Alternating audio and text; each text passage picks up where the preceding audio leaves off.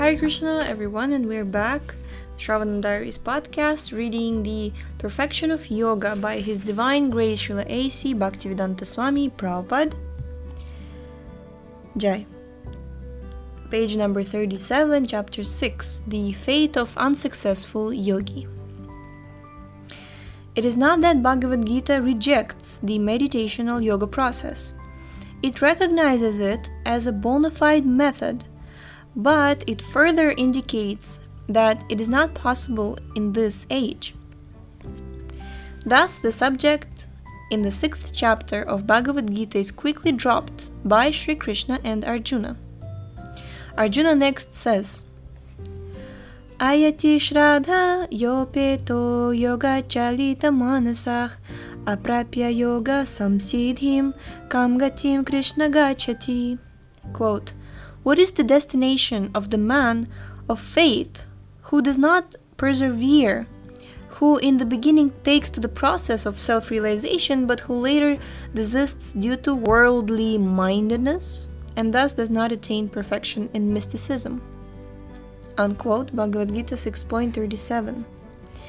In other words, he is asking what becomes of the unsuccessful yogi, or the person who attempts to perform yoga but somehow desists and does not succeed. It is something like a student who does not get his degree because he drops out of school.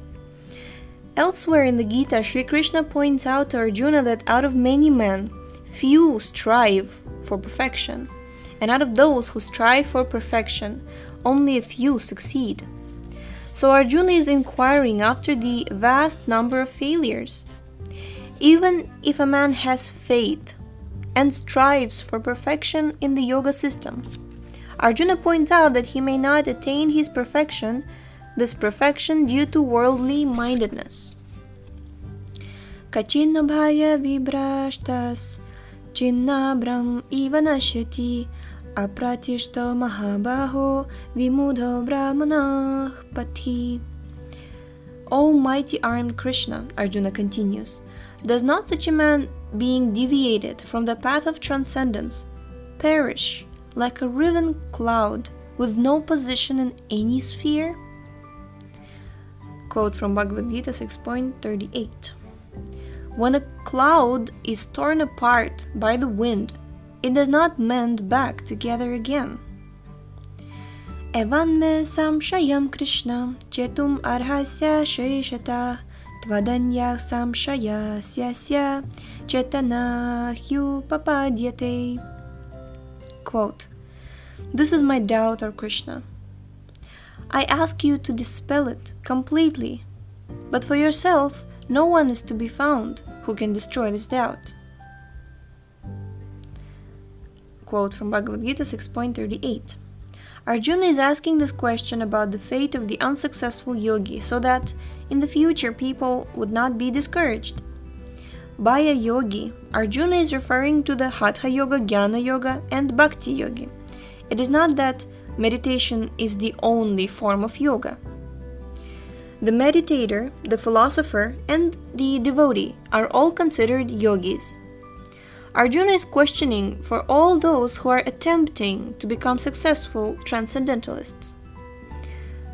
And how does Sri Krishna answer him? Shri Bhagavanu Vacha Partha naiveha namutra vinashas tasya vidyate nahi kalyana krit kaschit durgatim tata gacchati. Here, as is in many other places throughout the Gita, Sri Krishna is referred to as Bhagavan. This is another of the Lord's innumerable names. Bhagavan indicates that Krishna is the proprietor of 6 opulences.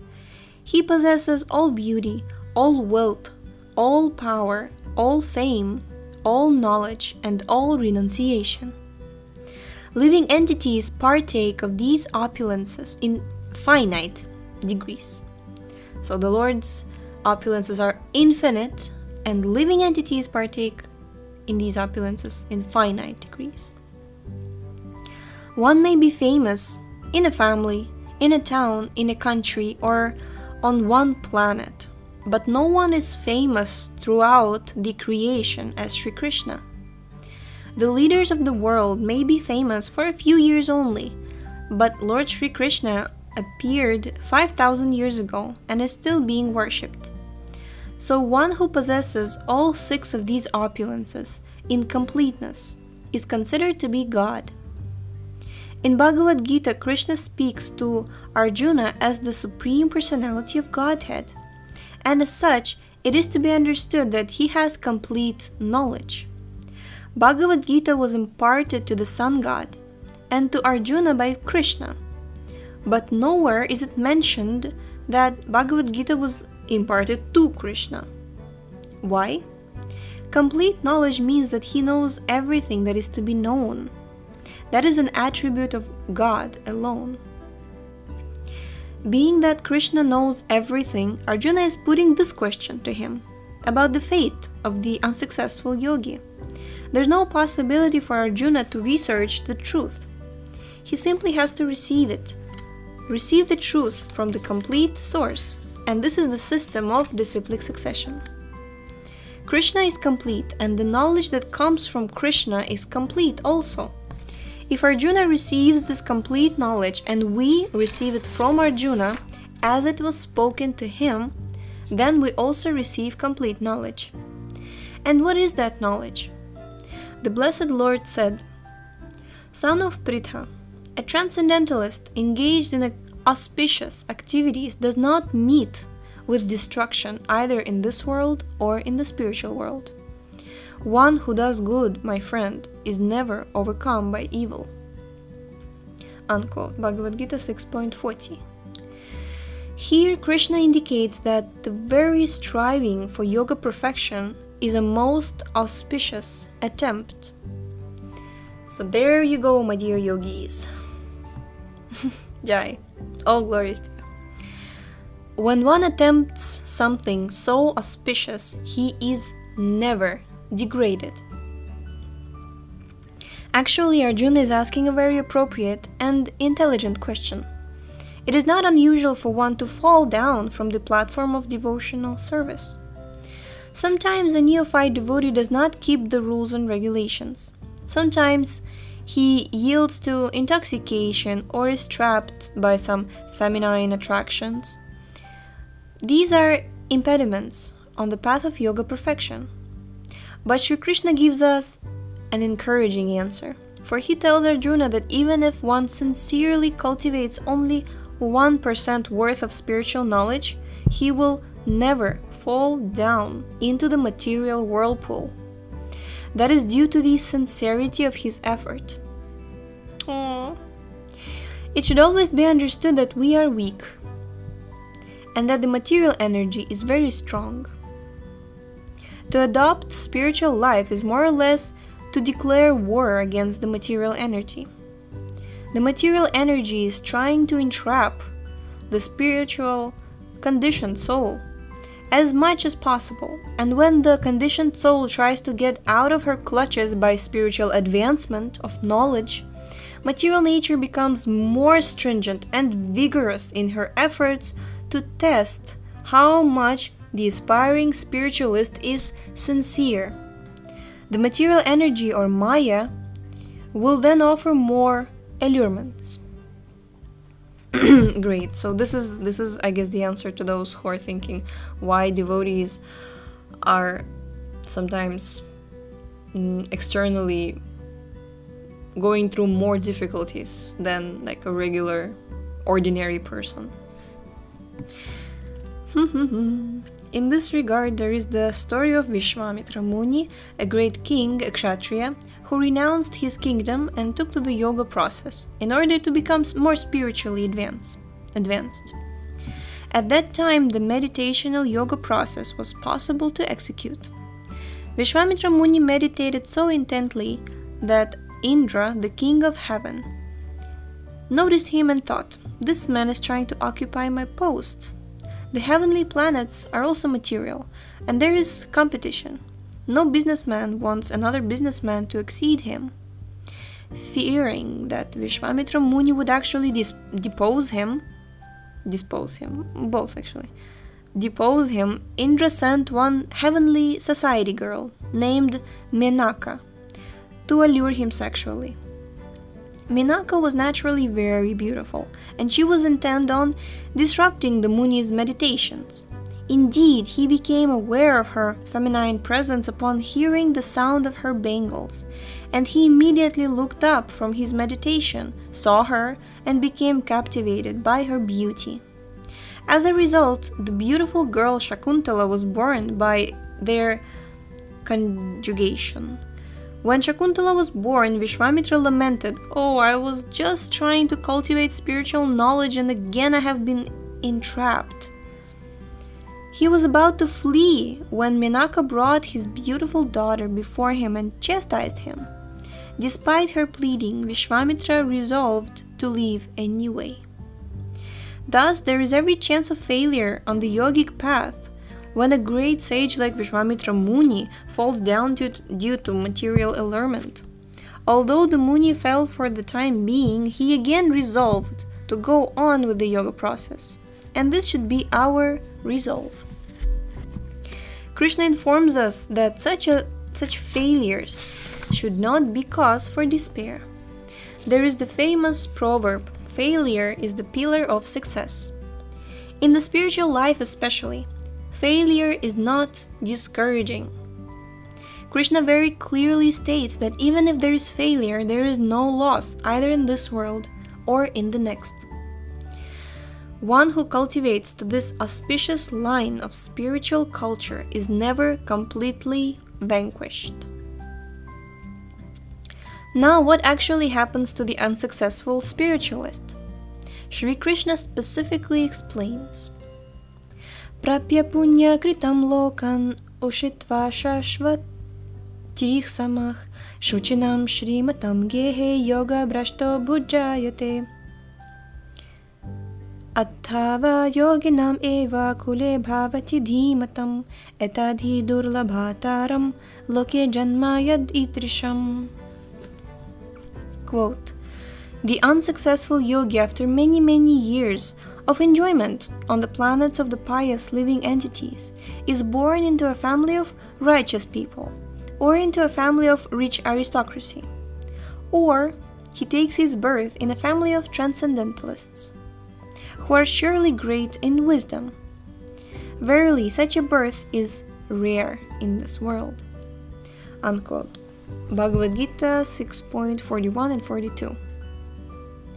There are many planets in the universe, and on the higher planets there are greater comforts, and duration of life is longer, and the inhabitants are more religious and godly.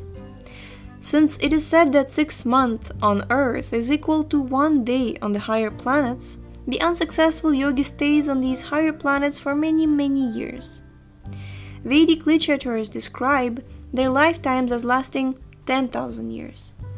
So even if one is a failure, he is promoted to these higher planets. But one cannot remain there perpetually.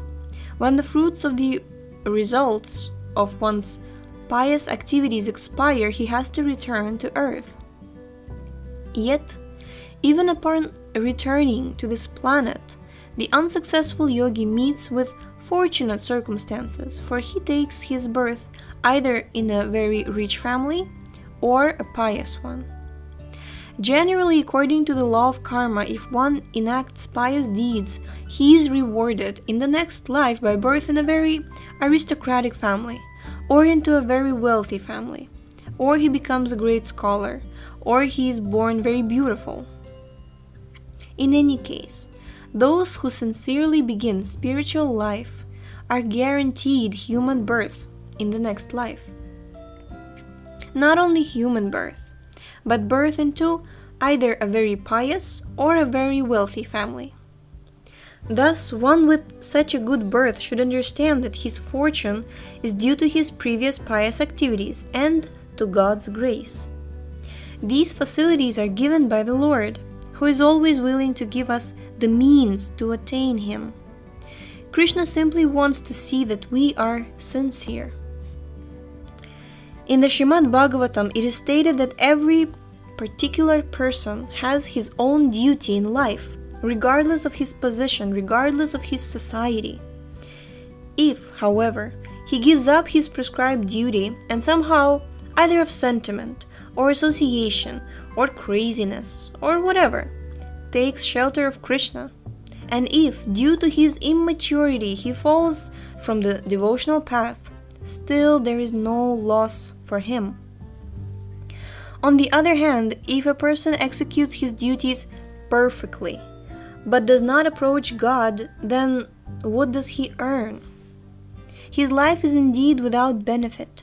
But a person who has approached Krishna is better situated, even though he may fall down from the yogic platform.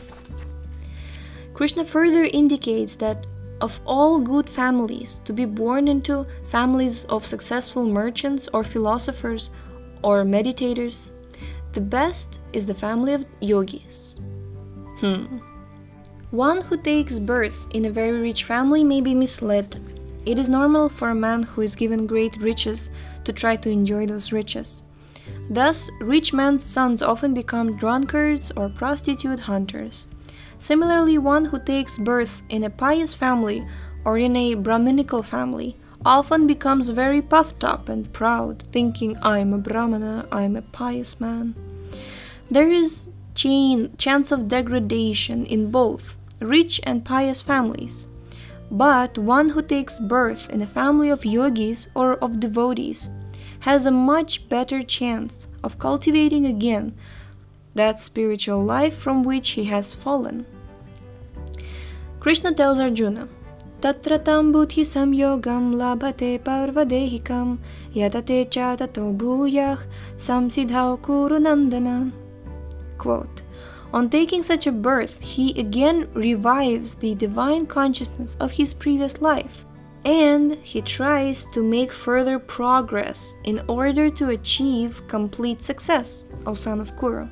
Unquote, Bhagavad Gita 6.43.